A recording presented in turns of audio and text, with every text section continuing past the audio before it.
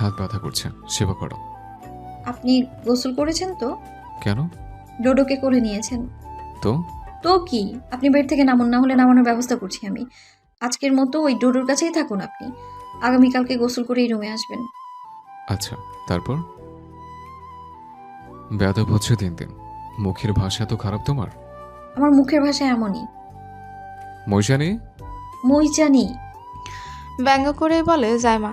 Ishraq table ল্যাম্পটা জ্বালিয়ে শটান হয়ে বসে। চোয়াল শক্ত করে রেখেছে। জাইমা তখন মুখ ফিরিয়ে শুয়ে পড়ে। গাড়ি স্টিয়ারিংয়ে মাথা ঠেকিয়ে বসে আছে ইশরাক। তার এই অপেক্ষা জাইমার জন্য, কিন্তু হলো তার উল্টোটা। জাইমার আগে এসেছে পোহা এবং ইশরাত। ইশরাককে দেখা মাত্র পোহা বলে। ইশরাককে ডাক দিলে সে চোখ তুলে তাকায়, চোখ দিয়ে ইশারা করে পেছনে বসার জন্য। ইশরাত পেছনে বসলেও পোহা বসে না। সে পাশের সিটে বসার জন্য দরজা খুলতে গেলে জাইমা পেছন থেকে চিৎকার করে বলে, ওই সিটটা আমার, তুমি পেছনে বসো। তখনই ইশরাত ডাক দিয়ে বলে। তুই এখানে আয়, আমার পাশে না বসে ওখানে কি করছিস? পোহা থতমত খেয়ে পেছনে এসে বসে।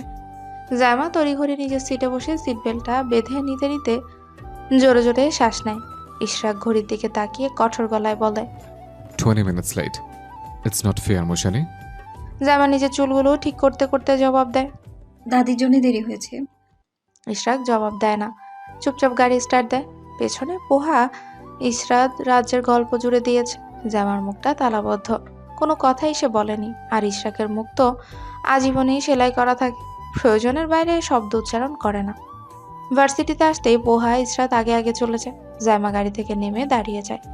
ইশরাক আসতেই সে বলে, আগামী 1 মাস আমায় কোনো প্রেজেন্টেশন বা অ্যাসাইনমেন্ট দিবেন না প্লিজ। আমি একটু শান্তিতে থাকতে চাই। আর ক্লাসে দাঁড় করিয়ে অপমানও করবেন না, আমার লাগে। ইশরাক নিজের শান্ত দৃষ্টি নিবদ্ধ করে জাইমার উপর। নিগুড় চাহনিতে শান্ত কণ্ঠে বলে, order accepted from my side, but professor ইশরাকের তরফ থেকে আজকের মধ্যেই তোমার জন্য অ্যাসাইনমেন্ট যাচ্ছে। মনোযোগ দিয়ে কমপ্লিট করবে। কথাটা বলেই সে হেঁটে চলে যায়। জাইমা হাঁ করে তাকিয়ে আছে। মুহূর্তেই চোখ মুখ কুঁচকে ফেলে। এই মির্জাফর ভার্সিটি আসলেই তাকে চেনে না, বেশি বেশি টিচারগিরি ফলাতে আসে। জাইমা নিজের হতাশায় ভরা চাহনি নিয়ে সামনে এগোয়। বুক ভরা কষ্টে এই মুহূর্তে পড়াশোনার থেকে বড়সড় বিচ্ছেদ নিতে ইচ্ছে করছে, কিন্তু বিচ্ছেদ নেওয়ার পরিস্থিতি নেই। পেছন থেকে প্রফেসর ফাহিম এগিয়ে আসে। জাইমাকে দেখা মাত্র নিচ থেকে হ্যালো বলে। জাইমাও মেকি হেসি টেনে মাথা নাড়ায়। ফাহিমকে তার প্রফেসর কম ভার্সিটির শিয়ানা বখাটে ছেলে মনে হয় বেশি, নাহলে একজন প্রফেসর হয়ে কি করে একে ওকে হাই হ্যালো দিতে পারে। জাইমার মুখভঙ্গিতে হতাশার ছাপ স্পষ্ট। প্রফেসর ফাহিম আহমেদ নিচ থেকে জিজ্ঞেস করেন, এনিথিং ইলস মিস মৈশানি? না, পড়াশোনা ভালো লাগে না। মৃদু হাসেন প্রফেসর ফাহিম আহমেদ। জবাব দেন, সব স্টুডেন্টদের কেমন ডায়লগ, বাট পড়াশোনা ছাড়া জীবনে কি আছে? ভেবে দেখবেন, স্টুডেন্ট লাইফের মতো শান্তি আর কিছুতে নেই। ব্যাচেলার লাইফ পড়াশোনা পেনের ডুবে থেকে ব্যস্ত দিন পার করা। যখন অবসরে যাবেন দেখবেন সময় কাটছে না, তখন নিজে স্টুডেন্ট লাইফের পেনটাকে মিস করবেন। জাইমা মাথা নাড়ায়। কথা শুনতে বিরক্ত লাগছে, সেজন্য নিজের পথ ধরে সরে আসে। প্রফেসর ফাহিম আহমেদ জাইমার কান্নে মৃদু হাসেন। ইশরাক নিজের ক্লাসে এক গাদা অ্যাসাইনমেন্ট ধরিয়ে দেয় স্টুডেন্টদেরকে। জাইমা বুঝেছে আগে থেকে পরিকল্পনা ছিল এই টপিকের অ্যাসাইনমেন্ট, সেজন্যই তো আর কিছু বলে না সে। কিন্তু ওই যে বিপত্তি ঘটে। প্রফেসর ফাহিম যখন তাকে প্রেজেন্টেশনের দিন ঠিক করে দেয়, জাইমার ভেতরে আত্মা তখন চিৎকার করে বলছিল, ছেড়ে দে মা, কেঁদে বাঁচি। আসল মির্জাফর তো প্রফেসর ফাহিম আহমেদ। ইশরাকের সাথে টিচার স্টুডেন্টদের শত্রুতা কাটিয়ে জাইমার শত্রু হয়ে উঠেছে ফাহিম আহমেদ। লোকটার ক্লাস শেষ হতেই জাইমা আর মেহের বড়সড় আলোচনায় বসেছে। মূলত ফাহিম আহমেদের গোষ্ঠী শ্রদ্ধা উদ্ধার করার আলোচনায়। ইশরাক তার পরিচিত একজনের সাথেই কথা বলছে, মূলত জাইমাকে নিয়ে কক্সবাজার যাওয়ার বিষয় নিয়ে। রিসোর্ট বুক করে দিতে বলেছে। আগামী বৃহস্পতিবার সে রওনা হবে, ফিরবে রবিবার দিন। সবকিছু ঠিকঠাক করে কল কেটে দিয়েছে। নিজের শান্ত মেজাজটা স্থির করছে কোনো অগভীর ভাবনায়। সঙ্গে সঙ্গে সূক্ষ্ম দীর্ঘশ্বাস ফেলে শটান হয়ে বসে সে। রাত পোহালে জাইমা নামক মেয়েটার সঙ্গে বিয়ের 1 মাসের বেশি দিন হয়ে যাবে। এখনো মেয়েটাকে সঠিক রাস্তায় আনতে পারলো না। সব ঠিকঠাক, আবারও একটা অঘটন ঘটিয়ে বসে। পরবর্তী ক্লাসের সময় হতেই ইশরাক নিজের জন্য বরাদ্দকৃত কক্ষ ছেড়ে বেরিয়ে যায়। টেবিলে মাথা রেখে ঘুমোচ্ছে জাইমা। পাশ থেকে মেহের তাকে টেনে তুলে। আধ ঘুমন্ত চোখ দুটো টেনে মেলে শুধায়, আবার কি হয়েছে? ক্যান্টিনে চল, আমার ক্ষুধা লেগেছে। আমার ওরে, তাড়াতাড়ি আয়। জাইমার ঘুম উধাও। মেহেরকে টেনে টুনে নিয়ে যায় ক্যান্টিনে। দুজনে বসে খাবার অর্ডার দেয়। জাইমা নিজের পছন্দসই খাবার অর্ডার দিয়ে ফোন ঘাঁটছে। মেহেরও ফোনে ধ্যান দিয়ে রেখেছে। তখন আগমন হয় জাইমার বন্ধু তাসকিনের। সেও ক্যান্টিনে এসেছিল। জাইমাকে দেখে এগিয়ে আসে। জাইমা তাসকিনকে দেখা মাত্রই বলে, আরে নতুন বউ থুকু, জামাই আসছে। তাসকিনের ঠোঁটের চওড়া হাসিটা নিভে আসে। জাইমাও নিজের হাসি থামিয়ে দেয়। অভিযোগ করে বলে, তোর তো খবর নাই মামা, আমাকে দাওয়াত নিয়ে বিয়ে শাদী নিয়ে করে নিচ্ছিস নাকি? তাসকিন সামনের চেয়ারটা টেনে বসে। হতাশার ভঙ্গিতে বলে, আর বিয়ে কে দিবে আমার কাছে মেয়ে? নিজেই চললি টেনে টুনে।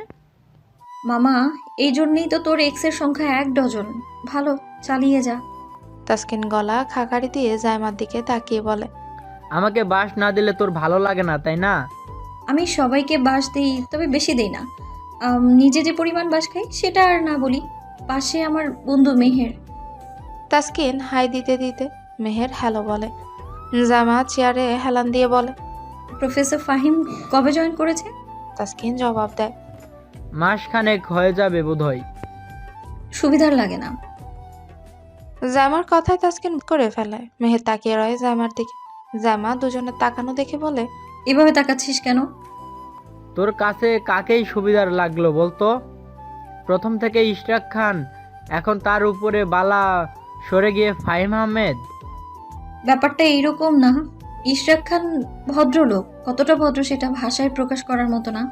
উপর নিচ পুরোই জেন্টেল, কিন্তু ফাহিম আহমেদের বোধ হয় নারী নিয়ে বেশি কৌতূহল। জামার কথায় তাসকিন হো হো করে হেসে ওঠে। জামা বিরক্ত হয়ে বলে, আমি খারাপ কি বলেছি? আর ইউনিভার্সিটিতেও অনেক কিছু ঘটে। রাজনীতি কম চলে না। স্টুডেন্টদের থেকেও বড় রাক্ষস হয় টিচাররা। টাকা পয়সা ঘটিত না অন্য কিছু। কে বলেছে ইশরাক খান? আবারও মজা নেয় তাসকিন।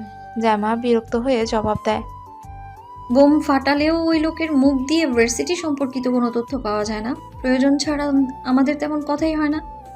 তাহলে তোদের ভবিষ্যৎ কি? মেহেরের প্রশ্নে জাইমা মাথা নাড়িয়ে বলে, পড়াশোনার লাইফ সেটেল, এছাড়া আর কিছুই না। বিয়ে শাদী তো গোপনে করলি, এবার জাঁকজমকভাবে আমাদের দাওয়াত কর।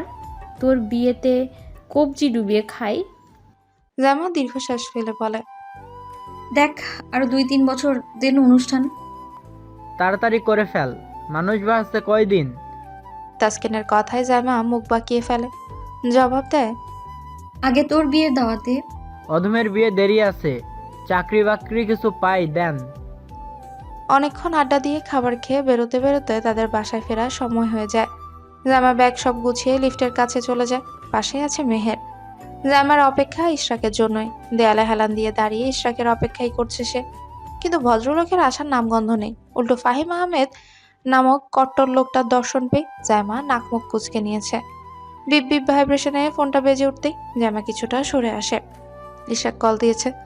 জামা কল রিসিভ করতে ওপাশ থেকে কণ্ঠস্বর ভেসে আসে, আমার একটু লেট হবে। তুমি অপেক্ষা করবে নাকি চলে যাবে? কিরকম লেট? ঘন্টা খানেক। আমি চলে যাই তাহলে। ইসরাতকে দেখলে তার সাথে চলে যাও, একা যাওয়ার প্রয়োজন নেই। আমি ছোট বাচ্চা না, বুঝেছেন? আপনি যখন ছিলেন না তখন একে যাওয়া আশা করেছি। সেটা কাজকর্মের প্রমাণ করো যে তুমি ছোট বাচ্চা না। মুখে খই ফোটাতে পারো, কাজের বেলায় বাচ্চাদের থেকে অথম। কল দিয়েছে অপমান করতে নাকি আপনার দেরি হবে সেই খবরটা বলতে? দুটোই। আপনার মতো মানুষ হয় না। Thank you. তোমার মতো মানুষের থেকে প্রশংসা পাওয়াটা অষ্টম আশ্চর্য। আমি প্রশংসা করে বলিনি কথাটা, বলেছি সমালোচনা করে। ভালো করে বুঝে নেবেন। আচ্ছা, রাখো সেসব, সাবধানে যাবে। যাব। জামা কলটা কেটে দেয়। মেয়ের কাছে আসতে সে জিজ্ঞেস করে কি হয়েছে। জামা বলছে ইশরাক কল দিয়েছে। লিফটের ভিড় কমে আসতে তিনজন রওনা হয় নিচে। জামা সাইডে দাঁড়ানো, পাশে মেহে, তাদের অপোজিটে দাঁড়ানো প্রফেসর ফাহিম আহমেদ। দুজনকে একসাথে দেখে ফাহিম আহমেদ চুপ করেই ছিলেন। এই দফায় তিনি কোনো বাক্য উচ্চারণ করেননি। জামা লিফট থেকে বেরোতে বেরোতে বলে, চল কোথাও একটু ঘুরে আসি। ওই যাত্রীর মানুষ সাথে থাকলে কোথাও যাওয়ার নাম করতে পারি না। স্যারকে জিজ্ঞেস করে নে, পরে জানলে আবার রাগ করবে। জামা কিছুক্ষণ ভাবে, পরে জবাব দেয়, পরে যাব, আজকে বাসায় চলে যাই। দুজনই বিদায় নিয়ে বেরিয়ে যায়। জামা গেটের সামনে থেকে রিকশায় চড়ে বসে। এখন যে লম্বা একটা জ্যামে পড়তে হবে সে বিষয়ে সন্দেহ নেই। তার পেছন দিয়ে গাড়ি নিয়ে বেরিয়েছে প্রফেসর ফাহিম আহমেদ। জামা বাসায় এসে গোসল সেরে দাদির কাছে চলে যায়। রাহেলা খান, রাজি আহমেদ সহ গল্প করছিলেন। জামাকে দেখা মাত্র রাজি আহমেদ জিজ্ঞেস করেন, ইশরাক ফিরেছে? না, দেরি হবে। তুমি খাবার খেয়ে রেস্ট। জামা জিজ্ঞেস করে, দাদি খাবার খাইছো? সবার খাওয়া শেষ, শুধু তোমার বাকি। জামা চলে আসে, খাবার বেড়ে রুমে চলে আসে। ইশরাকের খাবারও নিয়ে এসেছে সে। খাওয়া দাওয়া শেষ করে বিছানায় গা লাগাতে আগমন হয় ইশরাকে। ঘেমে নিয়ে একাকার অবস্থা। জামা ভ্রু কুচকে আসে। গাড়িতে এসি লাগিয়ে ঘুরে বেড়ানো মানুষ আবার এমন ঘামায় নাকি? কিন্তু কোনো প্রশ্ন করলো না। ইশরাক গোসল সেরে ধপ করে বিছানায় শুয়ে পড়ে। খাবার খাওয়ার মতো এনার্জি তার নেই, চোখ ভর্তি প্রচুর ঘুম। সন্ধ্যায় জামা অ্যাসাইনমেন্ট রেডি করছে খাটের উপর বসে। ইশরাক সোফায় বসে ল্যাপটপে হাত চালাচ্ছে। দীর্ঘ একটা সময় পেরোনোর পর জামা উঠে দাঁড়ায়। রুম জুড়ে পায়চারি করতে থাকে। তার অনেক পড়া বাকি আছে। সে পড়া শেষ করতে করতে কদিন লাগবে আল্লাহ মালুম। ইশরাকের কাজ শেষ হতেই সে ল্যাপটপ রেখে দেয়। সোফায় বসে ফোন স্ক্রল করছিল। মূলত ফেসবুকের নিউজ ফিডটা স্ক্রল করছে। জাইমার মনে হলো ইশরাক তাকে আগুনে ফেলে নিজে সুখে আছে। অবশ্য তার সময়টাও পার করে এসেছে ইশরাক। এখন সে চাকরি করে আর আরামে দিন কাটায়। জাইমার ডাক পড়ে নিচে যাওয়ার জন্য, সেজন্য সে রুম থেকে বেরিয়ে যায়। কিচেনে আসতে রাজি আহমেদ বলেন, জাইমার মুখটা ভোতা হয়ে আসে। এখন কিছু রান্না মানে তার ঘাড়ে কাজের ভার। শুধু কি ইশরাকের জন্য নাকি? সবার জন্য তো রান্না করতে হবে। জাইমা পা ফেলে রুমে আসে। ইশরাক খাটের সাথে আধশোয়া হয়ে ফোন দেখছিল। জাইমা তাকে উদ্দেশ্য করে বলেন, আপনি তো দুপুরে খাবার খাননি, আপনার জন্য নতুন করে কিছু রান্না করতে হবে তুমি রান্না করবে? মনে হয়। জাইমা মনে মনে দোয়া করছে যাতে না বলে। বউয়ের হাতে রান্না খাওয়ার শখ থাকলে সেদিন পূরণ হবে যেদিন জাইমা অবসর। ইশরাক কিছুক্ষণ চুপ থেকে বলে, আমার জন্য কিচ্ছু লাগবে না, আর কারোর প্রয়োজন হলো রান্না করতে বলো। থেমে, খবরটা পৌঁছে দিয়ে সোজা রুমে চলে আসবে। আমি অপেক্ষা করছি। কিসের অপেক্ষা? জাইমা কথাটা বলে জিভে কামড় দেয়। ইশরাক প্রশ্ন শুনে কোনো প্রতিক্রিয়া দেখায়নি, শুধু জবাব হিসেবে বলে, আসলে বুঝবে। দেরি হবে, দাদির কাছে যাব আমি। পরে যেও। জাইমা মুখ বেঁকে আসে।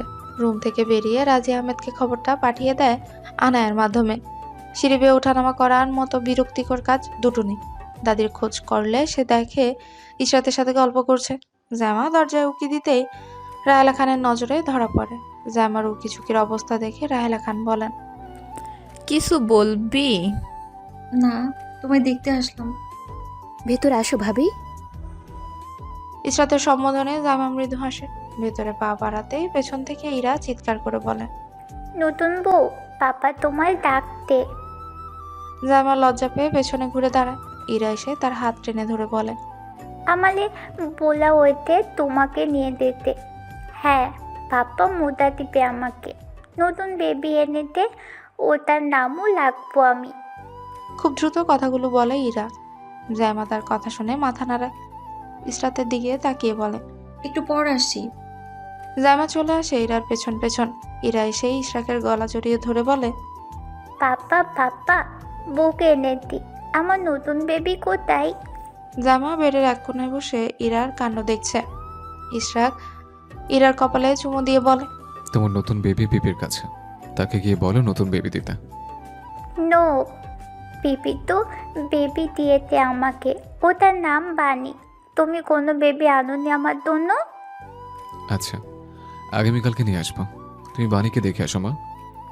হ্যাঁ দাবু, তারপর বানিকে ডান্স করতে বলবো। পাপা, বানি বেবি কালো হয়ে যাচ্ছে। বাণী বেবিকে মামার কাছে নিয়ে যাও, বলো বেবি কালো হয়ে গেছে, ওটা ওয়াশিং মেশিনে দিতে। ইরা ইশরাকের গালে চুমু দিয়ে বলে, আমি বানিকে সুন্দর করে নিয়ে আসবো নতুন বইয়ের মতো। কথা বলে সে বেড থেকে নেমে বাইরে চলে যায়। ইশরাক জাইমার দিকে তাকিয়ে বলে, দরজাটা লক করে আসো। জাইমা ঘড়িতে সময় দেখে বলে, একটু পর ডিনার করতে যাব। ইশরাকের কপালে মৃদু সংকুচিত হয়ে আসে। হাসি আটকে রেখে বলে, আমি কোনো বেআইনি কাজের দিকে যাচ্ছি না। জাইমার কান গরম হয়ে আসে। নিজের লজ্জা লুকিয়ে এসে বলে, আমি আপনাকে সেই সব বলিনি, আমি তো বলেছি কে? দরজা লক করলে আবারও খুলতে হবে। এখন তো ডিনার করতে যাব। আচ্ছা, তারপর? আপনি যে কি পরিমাণ খারাপ মাইন্ড নিয়ে ঘুরে বেড়ান। জোকস অ্যাপার্ট, তোমার কথা অনুযায়ী খারাপ হলে এতদিনে বউ নামক ব্যক্তিতে আমার পর্যটন হয়ে যেত। লাগামহীন কথায় জামা কি জবাব দিবে ভেবে পায় না। তখনই তাদের মাঝে ভিলেন রূপে ধরা দেয় ইশরাকের ফোন নামক যন্ত্রে কল নামক শব্দটা। নীরবতার দেয়াল ভেঙে খান খান হয়ে যায়। জামা উঠে বাইরে চলে আসে। বৃহস্পতিবার দিন সকালবেলা। জায়মা আজকে ভার্সিটি যাবে না। সে খুশিতে সকাল থেকে মনটা ফুরফুরে। ইশরাকের কি কাজ আছে সেজন্য যেতে হবে, তবে দুপুরের আগে ফিরে আসবে। সেজন্য সে আয়নার সামনে দাঁড়িয়ে নিজেকে প্রস্তুত করছে। জায়মা নাস্তার ট্রে নিয়ে রুমে আসতেই ইশরাক হাতে ঘড়িটা গলিয়ে নিতেই আওড়ায়। ব্যাগ গুছিয়ে রাখবে, শাড়ি ছাড়া অন্য কোনো ড্রেস অ্যালাউ করবো না। ঘুম সেরে নেবে দুপুরের আগে। জামার ভ্রু কুঞ্চিত হয়ে আসে। ইশরাক এগিয়ে এসে কফির মগটা হাতে নেয়। তাতে এক চুমুক দিয়ে জাইমার দিকে তাকায়। গোলাপি এবং ক্রিম কালারের সংমিশ্রণে 3 পিস গায়ে জড়ানো। গোলাপি রঙের ওড়নাটার এক পাশে ফ্লোরে পড়ে আছে, সেদিকে তার হুঁশ নেই। ওড়নার ওপর পাশ ডান কাঁধ অব্দি উঠানো। জাইমা ইশরাকের চাহনি অনুসরণ করে বুঝে তাকে খুঁটিয়ে খুঁটিয়ে পর্যবেক্ষণ করছে। মুহূর্তে কাশি উঠে যায়। ইশরাক নজর সরিয়ে নিলে জাইমা খোঁচা মেরে বলে, বাইরে গেলে ভয়ে থাকি কে কি দৃষ্টিতে তাকালো নাকি, এখন দেখি ঘরের মানুষই বসে আছে এরকম। ছি। আমার তাকানো তোমার কাছে খারাপ লাগলে বলতে পারো, আরো বেশি করে তাকাবো। বিকজ আমার খারাপ নজরে তুমি অভ্যস্ত হতে হবে। কত বড় অসভ্য। পৃথিবীর কোনো পুরুষই সভ্য নয়। পুরুষ অসভ্য না হলে জেনারেশন পরিসর হতো না। জাইমা জবাব দেয় না। ইশরাক যে মুখোশ পরে থাকা বড় মাপের অসভ্য সেটা সে আগেই টের পেয়েছে। ব্যাপার না, স্বামী হয়ে তাকে যে এতদিন ছাড় দিয়েছে সেটাই বা কজন দেয়। সেও চায় তাদের সম্পর্কের বোঝাপড়া আরো উন্নতি হোক। ইশরাক তাকে আগলে রাখুক, তাদের ছোট্ট সুখী সংসার হোক। এ দফায় জাইমা সরে আসে আওয়াজ না করে। ইশরাক নাস্তা খেতে ব্যস্ত। জাইমা ট্রলিটা টেনে বের করে, ফ্লোরে ফেলে ইশরাককে জিজ্ঞেস করে, কয়দিনের জন্য যাওয়া হচ্ছে? অনলি 2 days, সানডে ব্যাক করবো। জাইমার হুট করে মনে পড়ে তার তো নতুন জামা নেই, যা আছে মোটামুটি ছবি টবি তোলা হয়েছে। সেজন্য সে মুখটা মলিন করে বলে, আমার নতুন জামা নেই। শাড়ি আছে, চলে যাবে। আমি সারাদিন শাড়ি পরে থাকতে পারবো না। বাইরে বেরোনোর সময় পড়লেই হবে। ঠান্ডা মাথায় জবাব দেয় ইশরাক। জাইমা সেটা পেঁচিয়ে মনে মনে ছিচি করা শুরু করে। চুপ করে থেকে থেকে মুহূর্তে মুহূর্তে লাগামহীন কথাবার্তা ছাড়ে লোকটা। জাইমা খেপে উঠে বলে, আপনি বোঝাচ্ছেন আমি রুমে জামা কাপড় ছাড়া থাকবো? আপনার সাহস তো কম না। এখনো বেশ কয়েকটা নতুন 3 পিস আছে। তাও শুনে তোমার নতুন জামা নাই, সে অনুযায়ী আশা করি আমার উত্তরটা খারাপ হয়নি। আমার সামনে জামা কাপড় ছাড়া থাকলেও সমস্যা নেই। আস্তাগফিরুল্লাহ, আস্তাগফিরুল্লাহ, আপনি আমায় কুপ্রস্তাব দিচ্ছেন? এটাকে তুমি কুপ্রস্তাব মনে করলে তবে সেটাই। জামার কান দুটো গরম হয়ে আসে। লজ্জায় শির কাটা যাওয়ার মতো অবস্থা। চুপচাপ দুটো শাড়ি আর দুটো 3 পিস ট্রলিতে চাপিয়ে নেয়। শিক্ষা হয়ে গেছে, আর জীবনেও ভুল করেও এই লোকের সামনে সে উচ্চারণ করবে না তার জামা নেই, না থাকলেও বলবে না। মুখে এসে বলছে আর ভাবনাতে না জানি কি কি ভেবেছে। ছি, ভাবতেই জামার গা গুলিয়ে আসছে। ইশরাক নাস্তা শেষ করে উঠে দাঁড়ায়। জামাকে ডেকে বলে, আমি আসছি, সময় মতো নাস্তা করে নেবে। কারোর সাথে ঝগড়া করবে না, সাবধানে থাকবে। আচ্ছা আপনি যান। তাড়িয়ে দেওয়ার মতো করেই বলে। ইশরাক জবাব দেয় না, শুধু এক নজর জাইমাকে পরখ করে বেরিয়ে যায় রুম থেকে। ইশরাক যেতেই জাইমা যেন হাফ ছেড়ে বাঁচে। কাপড় থেকে ইশরাকের জামা কাপড় বের করে নিজের জামা কাপড়ের সাথে নিয়ে নেয়। লজ্জা এখনো গাল কান সব লাল হয়ে আছে। সব গুছিয়ে সে নিচে চলে যায় নাস্তার জন্য। নাস্তা খেতে বসে দাদির সাথে বড়সড় আলোচনায় বসে। রাহেলা খান জাইমাকে সংসার ধর্ম বোঝানোর চেষ্টা করছে। সেসব শুনে শুনে জাইমা বিরক্ত হয়ে গেছে। এদিকে ইশরাক যা তা বলে তাকে লজ্জায় ফেলে দেয়, আর এদিকে বুড়ি তাকে বুঝায় স্বামীর কথা শুনতে হয়, স্বামী যা চায় দিতে হয়, আরও কত কি। জাইমা সেসব আলোচনা উপেক্ষা করতে কিচেনে চলেছে। যদিও তাকে কোনো কাজই করতে দেওয়া হয়নি, তবুও ওর কাজকর্ম দেখে সে রুমে এসে ঘুমিয়ে পড়ে। দুপুর গড়িয়ে যেতেই তারা দুজন রওনা হয়। জাইমা গাড়িতে বসার পর থেকে মুখটা বন্ধ করে রেখেছে। ইশরাকও ভদ্রলোকের মতোই গাড়ি চালাচ্ছে। জাইমা মাঝে মধ্যে আর চোখে তাকায় ইশরাকের দিকে। চেক শার্টের সাথে অফ হোয়াইট প্যান্ট, শার্টের হাতা গোটানো, হাতের কবজিতে ঘড়ি। লুকিং এ জেন্টাল ভাবটা ফুটিয়ে তোলা হয়েছে, যা দেখে জাইমার মুখ কিছুটা বেঁকে আসে। মুখটা বাঁকা করে রাখার মাঝে ইশরাক জাইমাকে বলে, মুখ বাঁকানোর অভ্যেসটা খুব বাজে। যারা অভদ্র ম্যানারলেস তারই সব কাজকর্ম করে। জাইমা মুখটা গম্ভীর করে সামনে তাকিয়ে যায়। কথার বিপরীতে জবাব হিসেবে বলে, তোমার দিকে তাকালে যেহেতু এত সমস্যা, তাহলে বাইরের মেয়েদের দিকে তাকাবো, অ্যান্ড ইটস ফাইনাল। তাকিয়ে মজা পাবেন না, ওরা তো আর জাইমা না। জাইমার কথা ইশরাক মৃদু হাসে। এবার সরাসরি তাকায় জাইমার দিকে। ততক্ষণে জাইমার দৃষ্টি জানলা দিয়ে বাইরে চলে গেছে। ইশরাক গলা খাকারি দিলে জাইমা ঘাড় ফিরিয়ে তাকায়। ডান হাতটা স্টিয়ারিংয়ে রেখে বা হাতটা জাইমার দিকে বাড়িয়ে দেয়। ইশরাকের বাড়ানো হাতটার দিকে তাকিয়ে জাইমা মাথা নিচু করে হাসে। নিজের ডান হাতটা বাড়িয়ে দিল ইশরাক সন্তর্পণে। সে হাত নিজের হাতের মুঠোয় নিয়ে নেয়, ঠোঁটের সামনে এনে তপ্ত স্পর্শটুকু গভীরভাবে দেয়। ইশরাকের কাজে জাইমা হাসে, সামনের দিকে তাকিয়ে বলে, একটা কথা জিজ্ঞেস করি, করো। আমাদের ভবিষ্যৎ কি? কোনো পরিকল্পনা নেই? এই যে শুধু দিন যাচ্ছে, আমার পড়াশোনা, আপনার চাকরি নিয়ে, এতটুকুই? আমি সংসার ধর্ম তেমন বুঝি না। আমি জানি না কিভাবে কি করতে হয়, কিভাবে স্বামীর মন জুগিয়ে চলতে হয়, কিভাবে শাশুড়ির মন মতো হতে হয়। আমি স্বামীর মুখ ফুটে না বলা চাওয়া পাওয়া বুঝি না। সংসার ধর্মে আমি খুব ব্যাকডেটেড টাইপের মেয়ে মানুষ। জাইমার লম্বা কথা ইশরাক মৌনতা বজায় রাখে। জাইমার চোয়ালে তখনও প্রশ্ন ঝুলে আছে। ইশরাক আর চোখে সে অপেক্ষা বুঝে জবাব দেয়, জীবন চক্রে আমাদের পরিকল্পনা কেবল একটা সময় নষ্ট মাত্র। ভাগ্যে যা আছে, যেটা আছে, সেটি পরিকল্পনার বাস্তব রূপ। জীবন নিয়ে আমারও কোনো পরিকল্পনা নেই। জীবন নামক শব্দটা রাজত্ব খুব স্বল্প সময়ের। তোমার আমাদের চেহারার এই 40টা চিরস্থায়ী না। সংসার ধর্ম বলতে অন্যরা বুঝে বাচ্চা নামক জিনিসটা। হয়তো একজন মানুষ হিসেবে আমিও সংসার ধর্মে এই জিনিসটাকে টেনে আনবো, কিন্তু আমার পরিকল্পনায় এসব কিছুই নেই। যা ঘটেছে ঘটতে থাকুক, যা হচ্ছে হতে থাকুক। শুধু আছে তুমি, আমি নামক সকল পাগলামি, যা প্রতিনিয়ত দেখি সবশেষে কোথাও হয়তো আমি আছি। এটা কোনো সমাধান? আমি বিয়েটা করেছি পরিকল্পনা ছাড়া, যেটাকে বলে হুটহাট। সেজন্য ভবিষ্যতে যা হবে সেটা পরিকল্পনাবিহীন হুটহাট ধরে নেব। সন্ধ্যা ছুঁই ছুঁই সময় রিসোর্টে এসে পৌঁছায় দুজন। গাড়ি পার্কিং লটে রেখে ব্যাগপত্র নিয়ে ভেতরে যায়। জামা ইশরাকের পেছন পেছন হাঁটছিল। ইশরাক সেসব পছন্দ করেনি, সেজন্য নিজের ডান হাতের মুঠোয় জামাকে বেঁধে ভেতরে যায়। আগে থেকে বুক করা রিসোর্ট, সবই ঠিকঠাক করে নিজেদের জন্য বরাদ্দকৃত রুমটায় আসতেই জামার মনে একরাশ ভালো লাগা ছুঁয়ে যায়। সে দৌড়ে ব্যালকনিতে যায়, যেখান থেকে সমুদ্রের উত্তাল ঢেউ স্পষ্ট দেখা যায়। হিমশীতল বাতাস গায়ে এসে লাগতে জাইমা প্রাণ ভরে শ্বাস নেয়। রুমে এসে দাঁড়াতেই দেখে ইশরাক জামা কাপড় বের করেছে। জাইমা অলসতার ভঙ্গিতে বলে, ধুলাবালু লাগেনি তো? আগে সমুদ্রে যাবো, এসে একেবারে চেঞ্জ করব। তুমি তো অলস, সেজন্য এত ঘন্টা জার্নি করে এসে ড্রেস চেঞ্জ করবা না। কোনো কাজকর্মই তোমার দ্বারা হবে না। ইশরাকের খেকিয়ে ওঠা দেখে জাইমা মুখটা বাঁকা করে ফেলে, শব্দ করে বলে, কি একবার পরিষ্কার, বাঙালির মতো ব্যবহার করুন। ইশরাক পাত্তা দিল না তাকে। জামা কাপড় হাতে চলে যায় চেঞ্জ করার জন্য। জাইমা ঘুরে ঘুরে রুমটা দেখছে, খুব সাজানো গোছানো। ওয়েটার এসে নক করলে জাইমা দরজা খুলে দেয়। তাদের জন্য ওয়েলকাম ড্রিঙ্কস আর সাথে সন্ধ্যার নাস্তা আনা হয়েছে। জাইমা আশেপাশে তাকায়, ইশরাক বেরোতেই বোধহয় সময় লাগবে।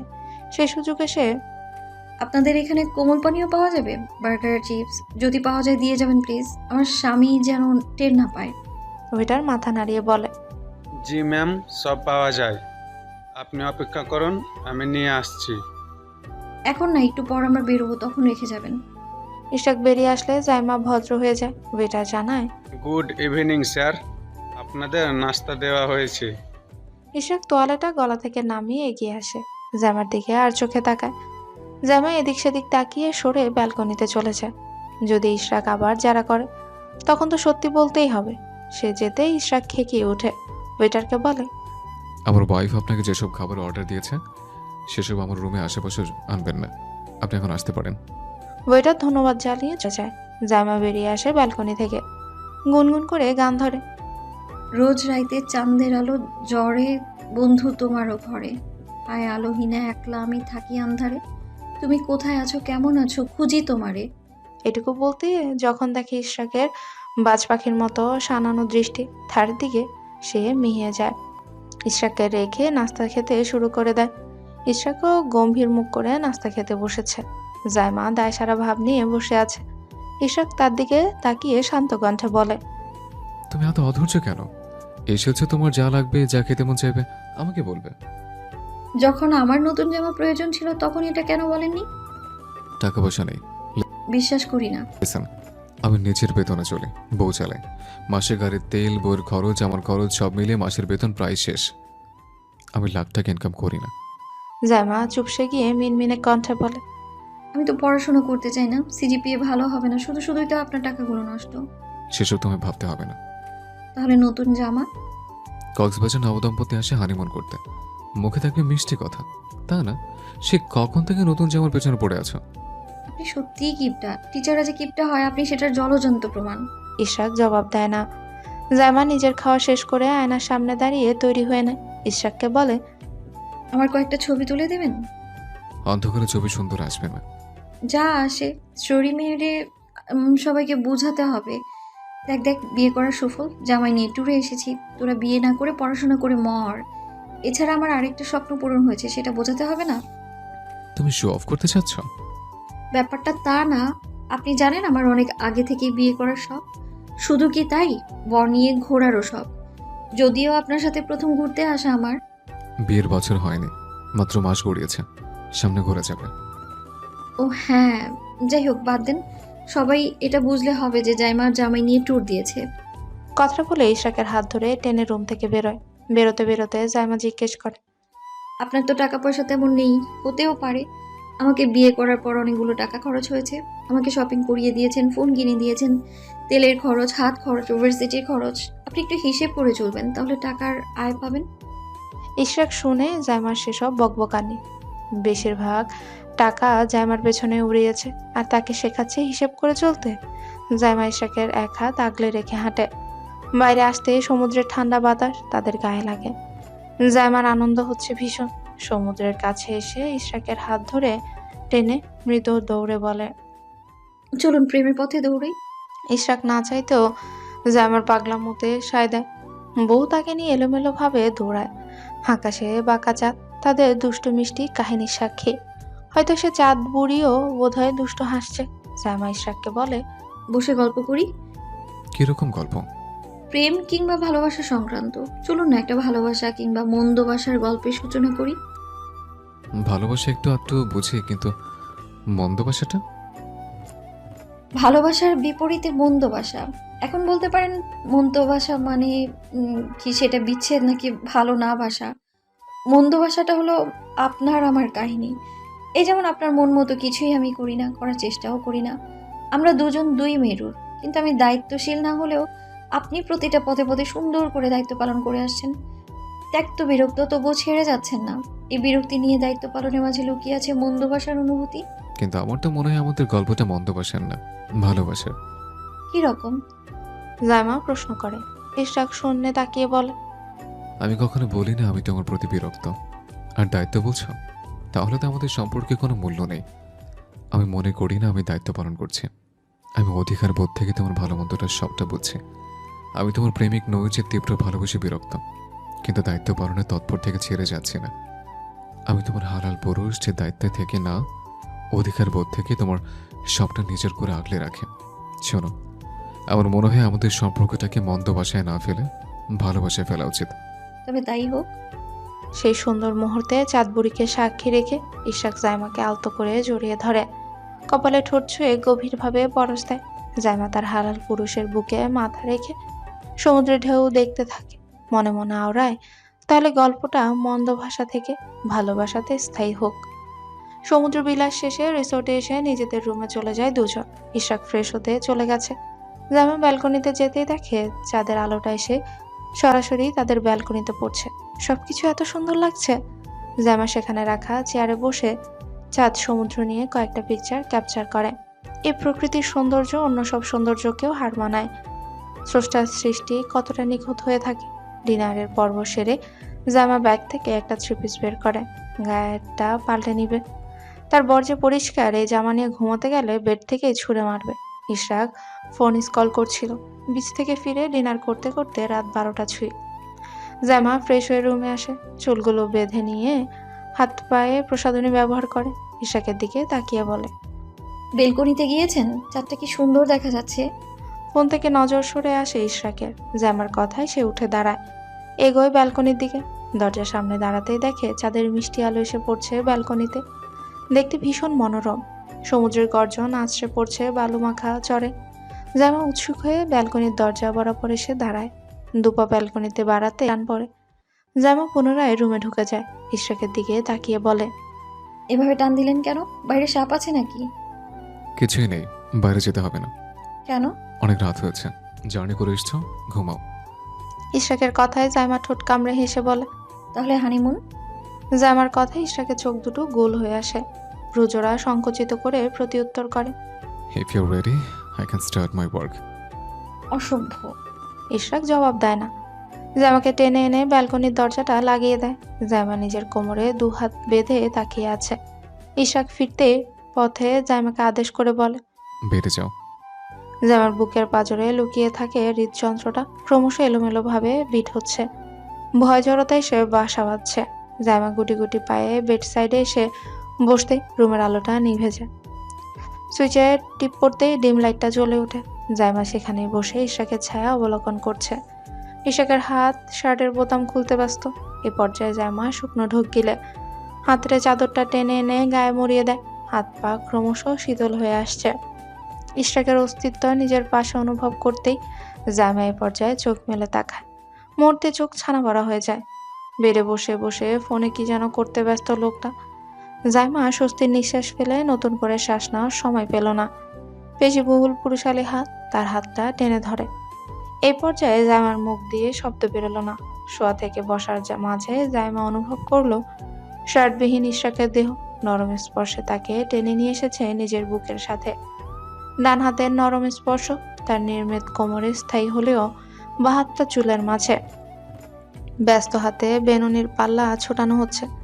জামা তার হালাল পুরুষের প্রশস্ত বুকটায় মাথা রাখতে মিঠে করা একটা ঘ্রাণ নাকে ঠেকে। লোকটার পারফিউমের অদ্ভুত মিঠে ঘ্রাণ। জামার ইচ্ছে হলো সুগন্ধটা নাকে লেগে থাকুক। আলতো হাতে স্পর্শ কিছুটা গভীর হয়ে ওর জামা ভেদ করলো। অদ্ভুত পাগলামোতে সিক্ত ওই বুঝদার সত্তাটা জামার বোনের কাছে গাল ঘেঁষে নিজের অধরের তপ্ত স্পর্শটুকু লিখে দেয়। জামার নারী সত্তার কাছে অনুভূতির আজকে অন্য রূপে ধরা দিল। ওই স্পর্শে মাতাল হওয়ার মন্ত্র লেখা হয়ে গেছে। মনের সনে অদ্ভুত ভালো লাগা আর ইচ্ছে লেগেছে। এই পুরুষের ছোঁয়া সারাক্ষণ তার সাথে লেগে থাকুক। নিজ সত্তার অদ্ভুত ইচ্ছেকে প্রাধান্য দিয়ে জামা নিজের অধর জোড়া মিশিয়ে নেয় ইশরাকের অধরের সাথে। জামা নামক বস্তুটা সরাতে একটু বেগ পেতে হয়েছে ইশরাককে।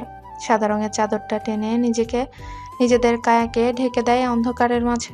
অদ্ভুত অনুভূতি, সঙ্গীর প্রতিটা সবকিছুর ঘুরে যেন ইশরাক উন্মাদ হয়ে পড়েছে। জামা নামক কম বুঝদার কিংবা অতিরিক্ত বুঝদার মেয়েটাকে নিজের প্রণয় ঘটিত বেড়াজালে আটকে নিচ্ছে। জাইমার দুহাত ইশরাকের গলায় জড়িয়ে নেয়। ভারী দেহের চাপে পিষ্ট হতে জোরে দম নিয়ে বল, আপনার মতো খারাপ লোক দুটো দেখিনি আমি। খারাপ লোককে খারাপ কাজের দিকে ডাকার সময় মনে রাখা উচিত ছিল তোমার। মুহূর্তে জল শক্ত হয়ে আসে জাইমার।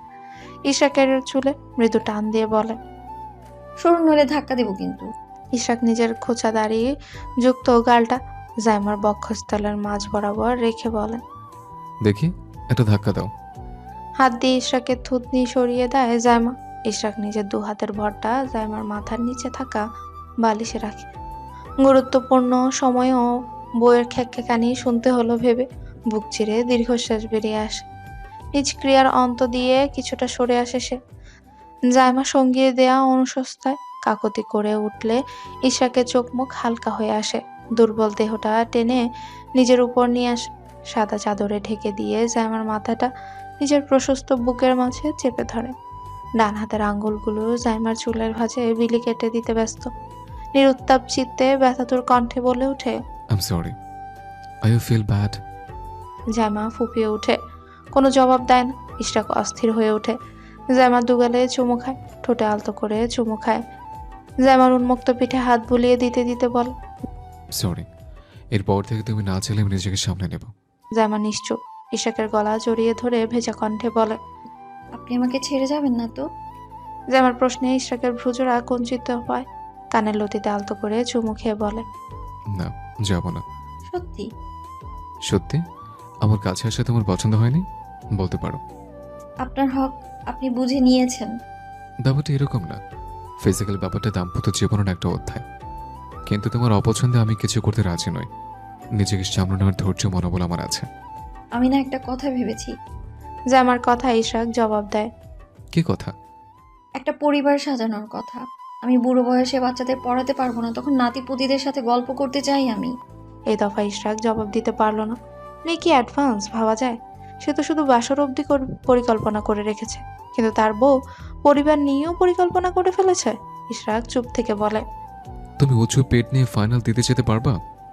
দিব না। ব্যাপার না, অনেকে ওই অবস্থায় এক্সাম দেয়, ব্যাপারটাকে স্বাভাবিকভাবে নেবে। আমার তরফ থেকে আপত্তি নেই। তাদের ভবিষ্যৎ পরিকল্পনার অনেক গল্পই সেখানে সমাপ্তি টানা হয়।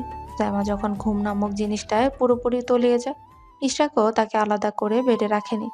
নিজেকে ধাতস্থ করে জামাকে বুকে নিয়েই ঘুমায়। আলোর ফিনিক চোখে মুখে লাগতেই জামার ঘুম ভেঙে যায়। বেডের বাম পাশে থাকা স্বচ্ছ কাচের দেয়ালের পর্দাটা সরাচ্ছে ইশরাক। জামাকে জাগতে দেখে পুনরায় পর্দাগুলো টেনে নেয়। মুহূর্তে রুমটা মৃদু অন্ধকারে তলিয়ে যায়। জামা নিজের জড়িয়ে থাকা তোয়ালেটা ঠিক করে ইশরাককে বলে, আমার জামাটা দিয়ে 5 মিনিটের জন্য বেলকনিতে যান। ইশরাক কোনো জবাব দেয় না। ট্রলি থেকে জাইমার একটা 3 পিস বের করে আনে। তার সামনে বসে জামাগুলো জাইমার হাতে দেয়। শান্ত দৃষ্টিতে জাইমার মুখের দিকে তাকিয়ে বলে, চেঞ্জ করো, আমি দেখব। জাইমা চেতে উঠে মুখ বাঁকিয়ে ফেলে, ধমকে বলে, আপনার মুখের লাগাম হারিয়ে গেছে। অদ্ভুত, তুমি আমাকে পরপুরুষ ভাবছো? তোমার এত সমস্যা থাকলে আমি নিচে তোমায় চেঞ্জ করে দিই। জাইমা ডানে বামে তাকায়। বেডের এক সাইডে পড়ে থাকা হাত ভেজা তোয়ালেটা এনে ইশরাকের মুখ বরাবর ছুঁড়ে মারে। আঙ্গুল উঁচিয়ে বলে, অদ্ভুত কথাবার্তা। ইশরাক ডানে বামে এক নজর তাকায়। জাইমা ডান হাতটা শক্ত করে টেনে ধরে তাকে নিজের কাছাকাছি নিয়ে আসে। চুলগুলো নাড়াচাড়া করে দিয়ে বলে, চুলগুলো এখনো শুকায়নি, আরেকবার ভিজলে সমস্যা হবে না। জাইমা চেতে ওঠে, নিজেকে ছাড়িয়ে নিয়ে বলে, গতকাল রাতে কে যেন বলেছে তুমি না চাইলে আমি নিজেকে সামলে নেব। কে যেন বলেছে আমার পরিবার চাই? এখন নাকি? ঢাকায় ফিরলে তোমাকে কাছে পাবো না, তখন তোমার রূপটা পরিবর্তন হয়ে যায়।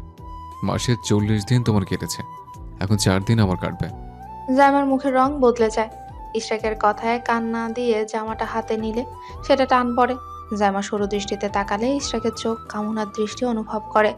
সে জানে না কিভাবে বরের চোখের ভাষা মনের আকুতি বুঝে নিতে হয়।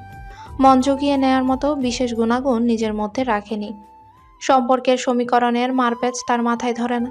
ইশরাকের কামনা বাসনা কোনোটাই জাইমার ঠিকঠাক বোধগম্য নয়। শুধু মস্তিষ্ক জুড়ে এতটুকুই খেলেছে, দূরে সরার পায়তারা করার জন্য সামনে অনেক সুযোগ আছে। হোক দু একটা ইচ্ছের মিল, ইচ্ছের পূর্ণতা। জাইমা চুপসে যাওয়া দৃষ্টি ইশরাকের অপেক্ষার প্রহরে সমাপ্তি টানা হলো। জাইমার অদ্ভুত কাণ্ডে পুরুষ্ট ঘাড়ের দুপাশে বেড়াজাল হিসেবে নিজের নরম দুটো হাত রেখে উঠে আসে সে। ইশরাকের কপালে অধর জোড়া ঠেকিয়ে নিতে অনুভব করে নিজের কায়া ঢেকে রাখা বস্ত্রটা ঢিলে হয়ে আসছে। পর্দা টানানো রুমটা অন্ধকারের হাতছানিতে ডুবে আছে। স্বামী নামক হালাল পুরুষটার ইচ্ছেতে দেহবশে ঢেকে রাখা সেই বস্তুটার স্থান পরে উদরে। অদ্ভুত সহন শক্তি। সঙ্গীর বাগলামতে এক মুহূর্তের জন্য ডুবে যায় সে। সঙ্গীর তপ্ত স্পর্শটুকু উরজে অনুভব করতে সমস্ত বিভেদ ভাবপ্রবণতা উবে যায়। বালিশের উপর মাথা রাখা হলে ইশাকের আদরে ছোট ছোট স্পর্শ গালে ঠোঁটে কপালে স্থায়ী হয়। ছোট্ট বাক্যে ছেড়ে দেয়, দ্বিতীয়বারের মতো সরি। এই মর্মে বুঝে নাও, বাকি জীবন আমাকে সামলানোর দায়িত্বটা তোমার। এই মর্মে বুঝে নেওয়া হলো আপনাকে সামলানোর দায়িত্ব আমার। জাইমার কথা শেষ হলে ইশরাক মৃদু হেসে ওর ঠোঁটের আলতো করে চুমু আঁকে। গভীর অনুভূতিতে ডুব দেওয়ার মাঝে ঘোর লাগে। নিপ্রভরিত কণ্ঠে জবাব বলে, আমাকে সামলানোর জন্য ধন্যবাদ তোমায়। উন্মুক্ত পিঠে নখের আঁচড় লাগলেও কোনো অভিযোগ আসেনি। দুটো কায়া মিলে মিশে একাকার। চাদর নামক বস্তুটাই নিজেদের মুড়িয়ে নিয়ে ইশাকের প্রণয় নামক গ্রথনের বিচ্ছেদ ঘটে। অস্পষ্ট গোঙানোর সূক্ষ্মরূপে শ্রবণ হতে ইশরাক তার বাহুডোরে আবদ্ধ করে নেয় মৈশানী নামক প্রিয়তমাকে। কপালে চুমু এঁকে বলে, মৈশানী, forget the pain given in exchange for my affection. থেমে পুনরায় বলে, You are about to feel even more such of tender pain ahead. অর্থ, মৈশানী আমার স্নেহের বিনিময়ে দেওয়া যন্ত্রণা ভুলে যাও। সামনে তুমি আরো বেশি কোমল যন্ত্রণা অনুভব করবে।